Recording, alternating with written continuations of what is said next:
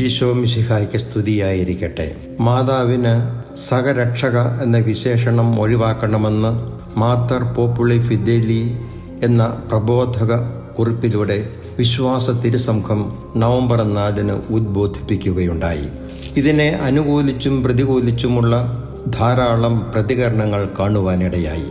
എന്തുകൊണ്ട് സഹരക്ഷക എന്ന മാതാവിനെ അഭിസംബോധന ചെയ്തുകൂടാ എന്നതിനുള്ള ദൈവശാസ്ത്ര കാരണങ്ങൾ പരിശോധിക്കുകയാണ് ഞാൻ ഈ ഓഡിയോയിലൂടെ. കത്തോലിക്ക സഭയിൽ മാതാവിന് അമിത പ്രാധാന്യം കൊടുക്കുന്ന മാക്സിമലിസ്റ്റ് എന്നൊരു ഗ്രൂപ്പുണ്ട്. അവരുടെ ആവശ്യം നിലവിലുള്ള 4 മരിയൻ ഡോഗ്മാകൾക്കൊപ്പം ഒരു ഡോഗ്മ കൂടി, അതായത് മാതാവിനെ സഹരക്ഷകയായി പ്രഖ്യാപിച്ചുകൊണ്ട് കൂട്ടിച്ചേർക്കണം എന്നതാണ്. 10-ാം നൂറ്റാണ്ടിൻ്റെ അവസാനത്തോടെ മാതാവിനെ സഹരക്ഷകയായി അവതരിപ്പിക്കുവാനുള്ള പ്രവണത കണ്ടു തുടങ്ങിയിരുന്നു. ആദ്യം സഹരക്ഷക എന്നതുകൊണ്ട് ഉദ്ദേശിച്ചത് ഈശോയുടെ ജനനത്തിൽ മാതാവ് വഹിച്ച പങ്ക് പരിഗണിച്ചുകൊണ്ടായിരുന്നു.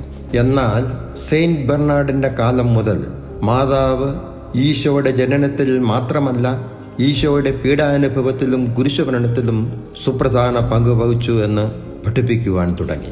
ഈശോ തൻ്റെ പീഡാനുഭവത്തിലൂടെയും കുരിശുമരണത്തിലൂടെയും മനുഷ്യവർഗത്തെ രക്ഷിച്ചുവെന്ന് തിരുസഭ പഠിപ്പിക്കുന്നു. ഈശോയുടെ പീഡാനുഭവത്തിലും മരണത്തിലും പങ്കുകൊണ്ടതിനാൽ സഹരക്ഷക എന്ന പദവി മാതാവിന് യോജിക്കും എന്നിവർ വാദിക്കുന്നു. എന്നാൽ സഭ ഔദ്യോഗികമായി ഈ പേര് അംഗീകരിച്ചിട്ടില്ല. എങ്കിലും 11-ാം പിയൂസ് മാർപ്പാപ്പ 1933 ആദ്യമായി മാതാവിനെ സഹരക്ഷക എന്ന് വിളിച്ചു.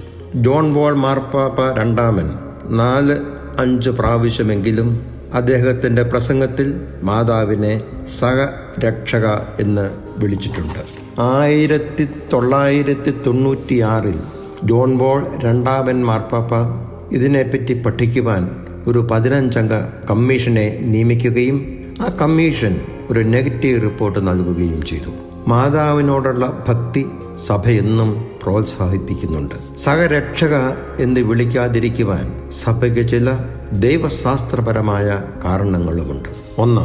ഈശോയിലല്ലാതെ മറ്റാരിലും രക്ഷയില്ല എന്ന് നടപടി പുസ്തകം 4-ാം അധ്യായം 11-ാമത്തെ വാചകം നമ്മെ ഓർമ്മിപ്പിക്കുന്നു. സഹരക്ഷകനോ സഹരക്ഷകയോ ആയി ഒരാളെ കൂടി ചേർക്കുന്നത് വഴി ഈശോയെയും ഈശോയുടെ രക്ഷാകര പ്രവർത്തനങ്ങളെയും നാം ചെറുതാക്കി കാണിക്കുന്നു. 3. മാതാവ് സഹരക്ഷക എന്നൊരു പുതിയ ഡോക്ട്രിൻ എക്യുമെനിസത്തെ പ്രതികൂലമായി ബാധിക്കും എന്ന ചിന്ത. 4. സഹരക്ഷക എന്ന വിശേഷണം വിശദീകരിക്കുവാനുള്ള ബുദ്ധിമുട്ട്. 5. ബൈബിളിലും സഭാപിതാക്കന്മാരിലും ഈ പ്രയോഗം അന്യമാകുന്നു. 6. രക്ഷയുടെ ഉറവിടം ആര് എന്ന കാര്യത്തിൽ അവ്യക്തതയുണ്ടാകുന്നു. 7. മാതാവ് പോലും സ്വപ്നേപി ചിന്തിക്കാത്ത ഒന്നാണ് സഹരക്ഷക എന്ന പദവി.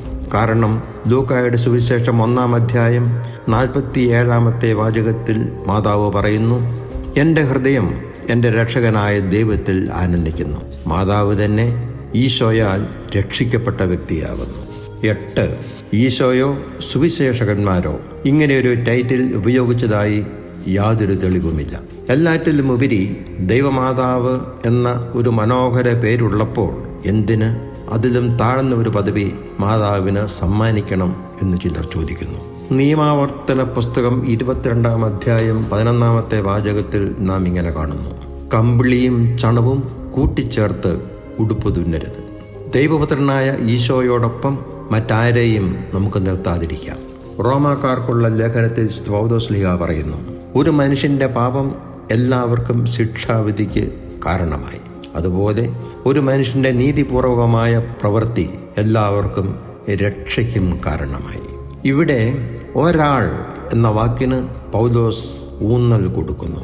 നമുക്ക് രക്ഷ ലഭിച്ചിരിക്കുന്നത് ഒരാളിലൂടെയാകുന്നു, ഒരാളിലൂടെ മാത്രം, ഈശോ മിശിഹായിലൂടെ മാത്രം. Thank you. God bless you.